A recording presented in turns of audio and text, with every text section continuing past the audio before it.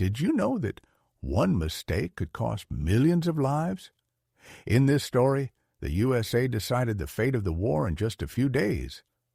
If you're interested in the truth about World War II, subscribe and hit the like button. There are many shocking facts ahead.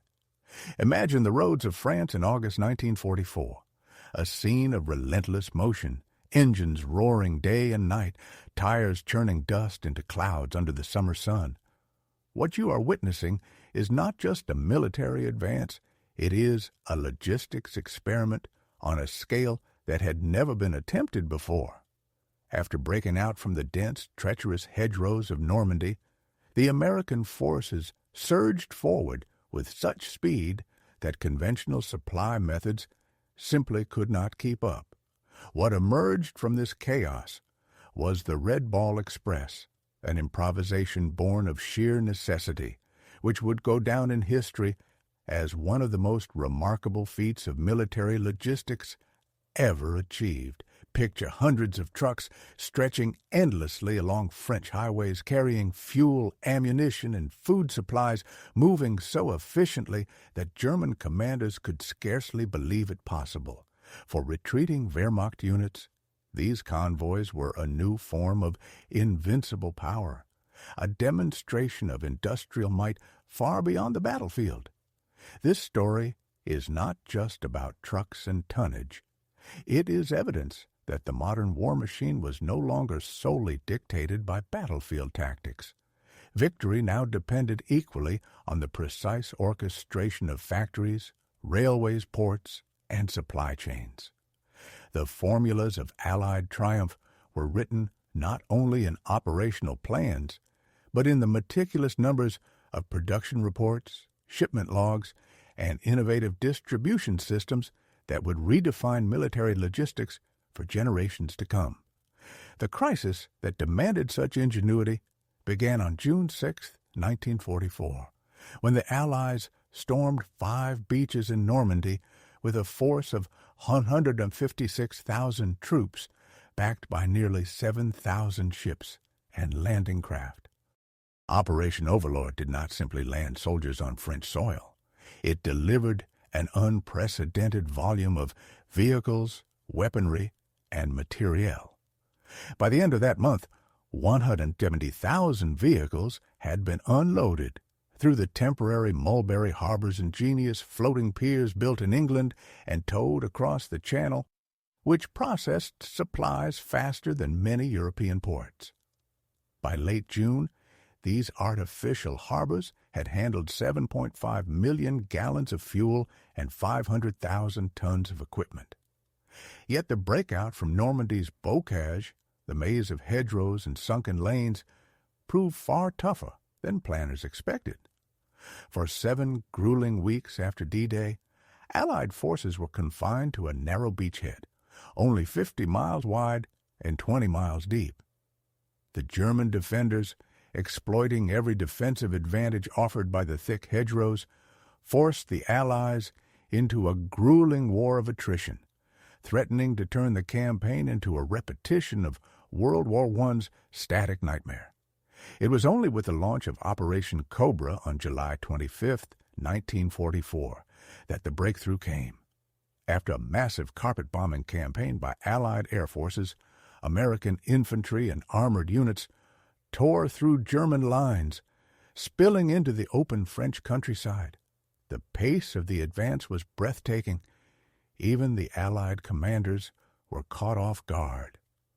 General George Patton's Third Army became operational on August 1st and immediately surged forward, covering 50 to 75 miles a week, with occasional bursts of 80 miles in just 7 days. By mid-August, elements of Patton's forces had reached the Seine River, more than 150 miles from the Normandy beaches. But with rapid success came a logistical nightmare. The very bombing campaign that had severed Normandy from German reinforcements had also shattered France's rail network. The once reliable French rail system lay in ruins, leaving the Allies with the daunting challenge of feeding and fueling an army moving faster than the infrastructure that should have supported it. If you were standing on those roads watching the endless streams of trucks, could you have imagined that this improvisation, this desperate, roaring lifeline, would come to define modern warfare itself? Picture this. It's late August 1944, and the front lines of the Allied advance stretch across France like an ever-lengthening thread. Each combat division required an astonishing 700 to 750 tons of supplies every single day. Multiply that by 28 divisions pressing forward, and you arrive at a staggering daily demand of over 20,000 tons. Patton's armored divisions alone guzzled 400,000 gallons of gasoline each day while in full offensive motion. The problem was simple, yet brutal. Distance. Every truck hauling supplies from Normandy had to complete a round trip to deliver its cargo and return for the next load. As the front raced east, these trips grew punishingly long. A truck delivering supplies 200 miles from Normandy faced more than 50 hours to complete a single cycle. Compare that to just 2 deliveries per day when the front was a mere 50 miles away. By August 20th, Allied forces were perched on the brink of disaster. Forward units were running out of fuel and ammunition, sometimes within sight of retreating German forces. The unstoppable surge of August threatened to grind to a halt, not because of enemy resistance, but because supply trucks could not keep pace. Imagine standing on the edge of the front, engines silent, soldiers immobilized, while the Germans retreat just ahead. In the face of this crisis, a desperate 36-hour planning session began on August 23rd. Transportation Corps officers conceived a bold, almost audacious solution. Dedicated express routes, parallel one-way highways reserved solely for military supply traffic, operating around the clock, 24 hours a day. This operation would earn a name steeped in American tradition, the Red Ball Express. The origin of the name is fascinating. In the late 19th century, the Santa Fe Railroad marked perishable freight cars with red balls, signaling priority over all other trains. By 1892, Red Ball had become shorthand for express delivery across American railroads. The term had seen use even during preparations for D-Day in England to rush critical supplies to southern ports. Borrowing this legacy, the Transportation Corps christened their audacious supply network the Red Ball Express. Command of this immense operation fell to Colonel Loren Albert Ayres, a man nicknamed Little Patton by his subordinates for his aggressive and unflinching leadership style. Ayres faced a monumental challenge, assembling roughly 6,000 trucks, 12,000 drivers operating in two-man teams, mechanics to keep the fleet moving, traffic control personnel, and route systems capable of sustaining continuous flow without descending into chaos. The trucks themselves were ready and waiting. General Motors had produced 562,000 CCKW 2.5-ton trucks between 1941 and 1945, making it the second most numerous American military vehicle after the Jeep. Soldiers affectionately called them Jimmies, or Deuce and a Half.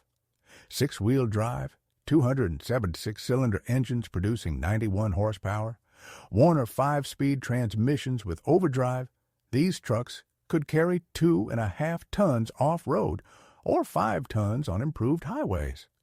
Their standardization was a game-changer. Any mechanic could repair any truck, any driver could operate any vehicle, and every spare part fit every unit.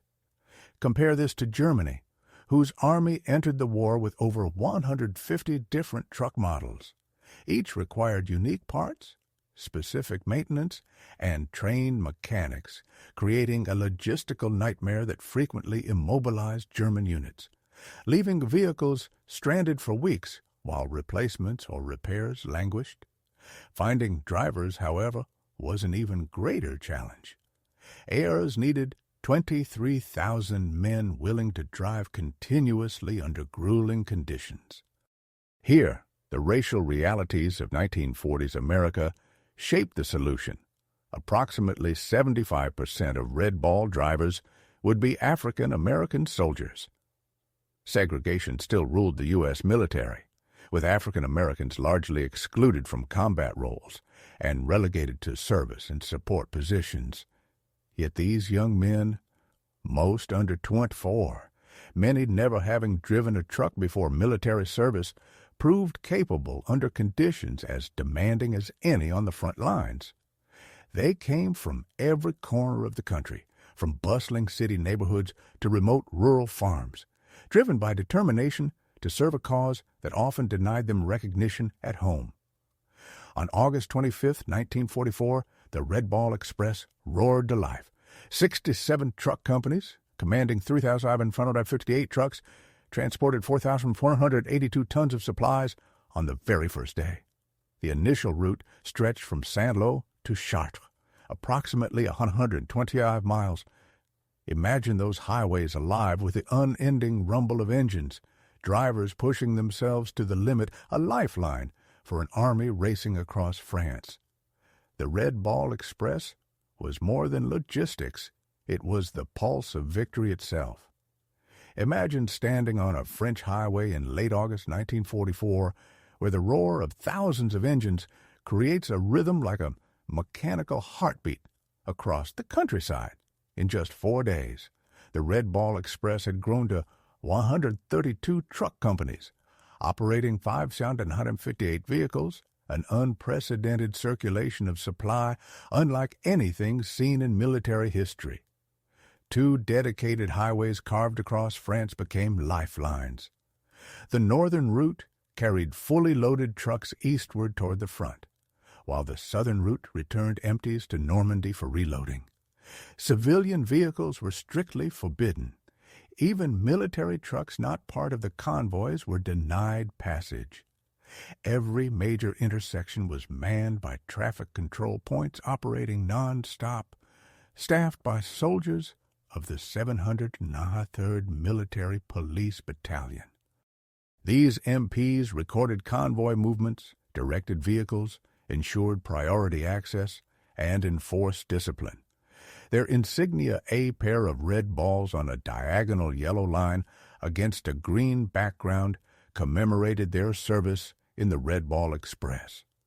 Every truck bore red balls painted on both sides and the front radiator, along with additional markings indicating convoy position, parent unit, and cargo type. This visual language allowed controllers to manage traffic and spot problems instantly without halting the relentless flow of trucks. The operational demands were extraordinary.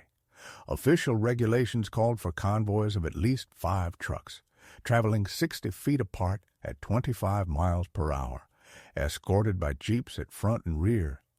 Drivers were supposed to stop for 10-minute rest breaks each hour. Night driving required cat-eye blackout lights, dim enough to avoid enemy detection, but barely illuminating the treacherous roads. In practice, these rules were often ignored. Trucks left Cherbourg as soon as they were loaded, rather than waiting to form full convoys. Drivers disabled engine governors, routinely exceeding 60 mph on straight stretches. Rest breaks were skipped when urgency demanded. The mission outweighed all concerns for safety. A round trip from Cherbourg to Chartres and back covered roughly 250 miles and officially required 54 hours. 2-man teams alternated between driving and sleeping in the cramped cab. In theory, each driver rested adequately. In reality, mechanical failures, road conditions, and operational pressures often left them with days of minimal sleep. Private James Ruckert, a 19-year-old from Maple Heights, Ohio, later recalled the stark reality. There were dead bodies and dead horses on the highways after bombs dropped. I was scared, but I did my job, hoping for the best. Being young and about 4,000 miles from home, anybody would be scared. The physical toll was relentless. Bombed-out roads and weather damage made high-speed travel brutal. Hitting potholes could hurl drivers against the cab ceiling. Tires failed constantly, requiring roadside changes while the convoy pressed on. Mud became a near-constant adversary, turning unpaved stretches into quagmires that slowed entire convoys. The social pressures were no less taxing. Washington Rector of the 3916th Quartermaster Truck Company recalled the discrimination that persisted even during this critical operation. African-American drivers were warned not to fraternize with white soldiers, and tensions sometimes turned dangerous. One incident involved a black unit attempting to pass a white convoy. White drivers veered into the center of the road, creating a deadly game of chicken at speeds that left no margin for error. Yet, despite discrimination, exhaustion, and constant danger, Red Ball drivers kept the supply lifeline alive, sustaining the relentless advance of Allied armies. By August 29th, the system reached its peak. Nearly 6,000 vehicles delivered 1,242 tons of supplies in a single day. A tonnage greater than Germany's entire logistics network in France could move using trucks, rail, and horse-drawn transport combined. At any moment, roughly 900 trucks were on the road, 2,000 loaded toward the front, 2,000 returning empty to Normandy, and the remainder being loaded, unloaded, refueled, or maintained. Over 6,000 vehicle movements occurred each day, all while sustaining continuous operations. The resources required to sustain the Red Ball Express were staggering. 6,000 trucks consumed about 2 million gallons of gasoline per month simply to move themselves separate from the fuel they transported. Tires wore out rapidly. Over 50,000 were exhausted during the 83 days of operations. Maintenance alone meant that roughly 10% of the fleet was always sidelined for repairs. To support these efforts, refueling points, maintenance depots, and traffic control stations had to be established along the entire route.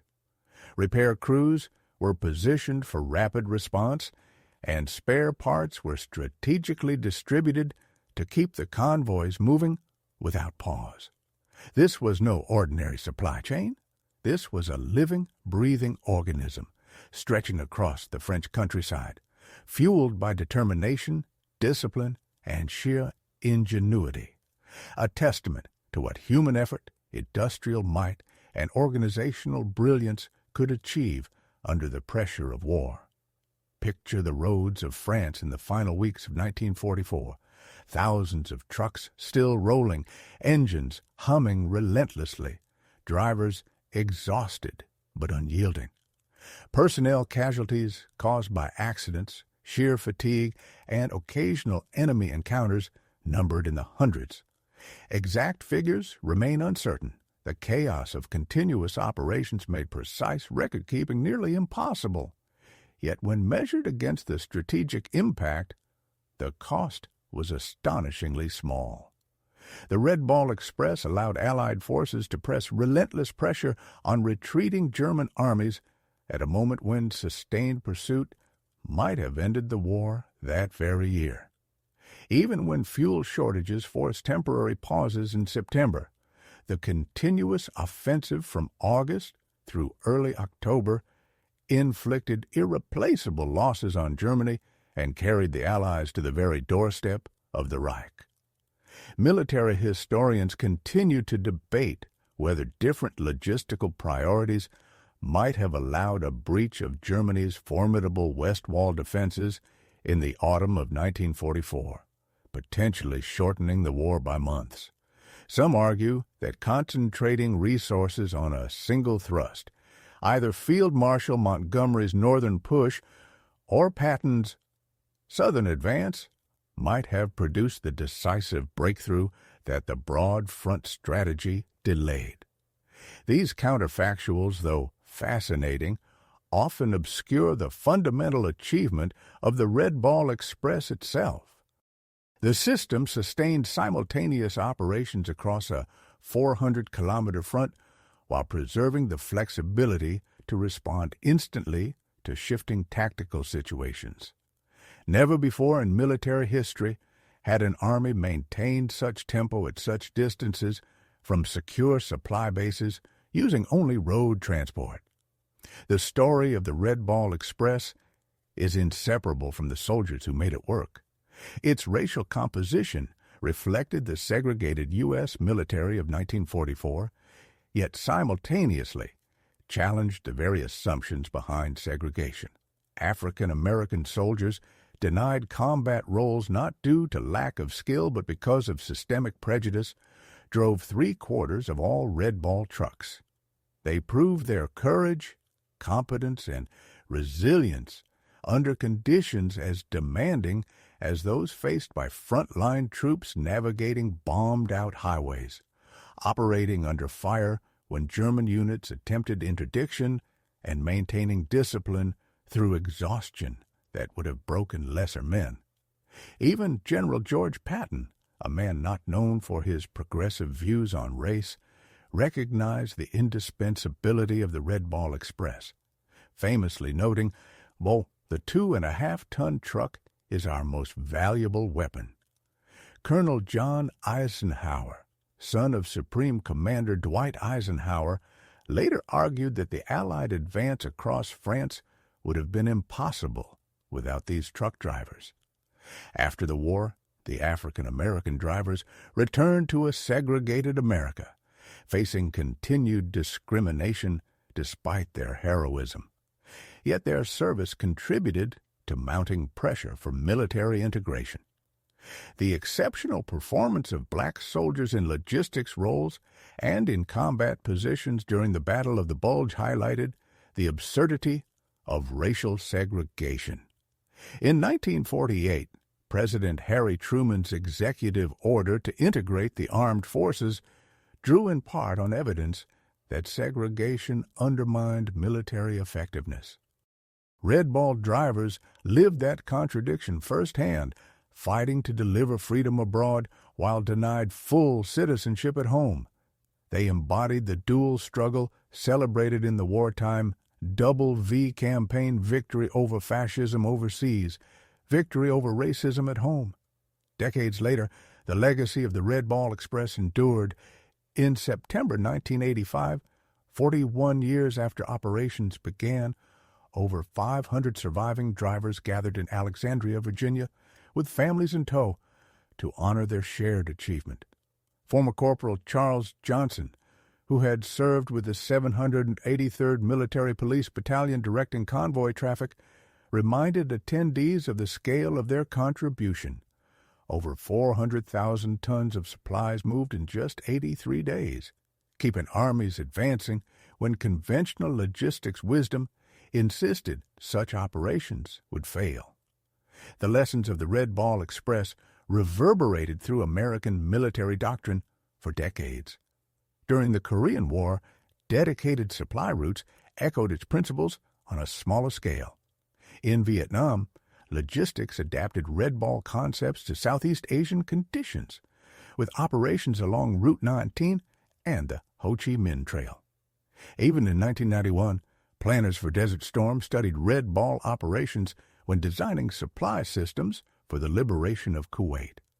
Modern American military doctrine, emphasizing flexibility, redundancy, and the capacity to sustain high operational tempo, traces directly to the innovations, discipline, and industrial coordination proven by the Red Ball Express. This was more than a supply operation. It was a revolution in military logistics, a testament to human determination and industrial might, and a story of courage and skill under fire, an achievement that shaped the conduct of warfare for generations to come. Imagine a battlefield not defined by guns or tanks, but by the invisible lifeblood of armies, logistics.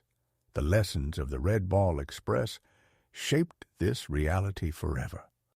From theater sustainment command structures to centralized planning and joint logistics operations, modern military supply doctrine owes much to the innovations born during those frantic August days of 1944. So essential was the 2.5-ton truck to victory that General Dwight Eisenhower, Supreme Allied Commander of the European Theater, listed it among the 6 most vital weapons of the war, alongside the Dakota C-47 transport aircraft, the Jeep, the bazooka, the atomic bomb, and the bulldozer. Consider the weight of that judgment. Eisenhower had access to every weapon system in the Allied arsenal, yet singled out a humble truck as decisive. The scale of Red Ball operations remained staggering. For 83 consecutive days, convoys delivered an average of 5,000 tons daily, a sustained output that rivals or surpasses many modern military supply chains. In total, roughly 412,000 tons moved from Normandy to the front enough to fully supply 30 divisions for 2 years, all by road and without rail support. The GMC CCKW trucks that formed the backbone of this operation did not retire with the war. They remained in U.S. military service into the 1960s, while surplus vehicles were sold or gifted to Allied nations, some still operating into the 1990s. Their standardized design influenced post-war American trucks, setting the template for vehicles like the M35 series. Red Ball demonstrated an unassailable truth of modern mechanized warfare. Operational capability is limited by supply, and armies can only advance at the pace their logistics allow. Weapons mean nothing without fuel, ammunition, and food. The Americans grasped this principle fully, building a system capable of sustaining virtually unlimited operational tempo. German forces, in contrast, failed to appreciate the scale and reliability of American logistics. Captured Wehrmacht logistics officers were astonished. They had studied American industrial output and expected that the distances across the Atlantic and inland France would create exploitable vulnerabilities. Instead, they discovered an endless river of supplies more than combat units could consume. Artillery barrages depleted ammunition at rates Germans could not match. Tank units advanced without the pauses predicted by German doctrine. Infantry attacks were supported with firepower beyond anything the Germans could counter. This capability reshaped German defensive planning. Every doctrine assumed attacking forces would eventually halt to resupply, creating counterattack opportunities. Red Ball convoys eliminated those pauses, delivering fuel and ammunition faster than combat units could use them. The German offensive in December 1944, the Battle of the Bulge, was, in part, Hitler's final attempt to exploit perceived American logistical weakness. The Ardennes counteroffensive aimed to capture Antwerp, splitting Allied forces and seizing the port, sustaining American armies. Hitler assumed that deep penetration would sever supply lines, forcing a crisis. The plan failed not just because of heroic defensive stands at Bastogne, Saint-Vith, and Elsenborn Ridge, but because German logistics could not support it. Panzer divisions began the offensive with enough fuel for only 150 kilometers. Hitler assumed captured American fuel dumps would supply advancing units, a calculation that proved disastrously wrong. Red Ball drivers, along with other transportation units, raced through Belgium under chaotic conditions to evacuate fuel and ammunition, moving thousands of gallons of gasoline and tons of supplies beyond German reach. They faced danger, fatigue, and the constant threat of enemy action, yet operated with a skill and courage equal to combat troops. By December 19th, just 5 days into the offensive, German panzer formations were reporting critical fuel shortages. The Red Ball Express had ensured the German attack stalled, denied the resources it needed, and demonstrated again that logistics can win or lose wars. This was more than supply, it was strategy in motion, an invisible yet decisive weapon that shaped the outcome of Europe's final battles. Picture the freezing roads of Belgium in December 1944. German tanks and troops pushing forward with desperate urgency, yet their advance grinding to a halt, not from enemy fire, but because their fuel tanks ran dry. The 2nd SS Panzer Division came to a standstill after crossing the Ourthe River, immobilized within sight of its objectives. The 1st SS Panzer Division abandoned dozens of vehicles, their advance collapsing under the simple, unforgiving truth of logistics failure. German artillery soon faced the same problem. Stocks of shells vanished within days of preparatory fire. Horse-drawn supply columns could not navigate icy roads quickly enough to sustain momentum, and the few motorized German units lacked the fuel to operate effectively. In contrast, American logistics responded with astonishing speed. Within 48 hours, supply lines were reestablished, stabilizing defensive positions and ensuring artillery units could fire without restrictions, expending ammunition at rates that would have immediately exhausted German stocks. The Battle of the Bulge became the final dramatic proof of the logistics gap that had shaped the Western Front since Normandy. American forces could sustain virtually unlimited material expenditure, while German armies struggled under starvation logistics, making prolonged operations impossible. Once supplies flowed to the front, the outcome was never truly in doubt. The Red Ball Express was one critical element of a much larger logistical machine that moved over 7 million tons of supplies to European theater forces between June 1944 and May 1945. These deliveries sustained 85 American divisions, supported Corps and Army troops, enabled unlimited artillery and ammunition expenditure, maintained fuel supplies for mechanized advances that outran German retreat capabilities, and provided the operational security, allowing commanders to fight without worrying about supply interruptions. Germany never recovered from the losses suffered during the pursuit across France. Divisions shattered in Normandy or destroyed during the retreat could not be rebuilt. Equipment losses exceeded industrial replacement capacity, and manpower shortages prevented replacement with soldiers of comparable skill. Chronic logistical deficiencies, already a handicap throughout the war, became insurmountable under Allied air supremacy, which destroyed rail networks and immobilized remaining motor transport.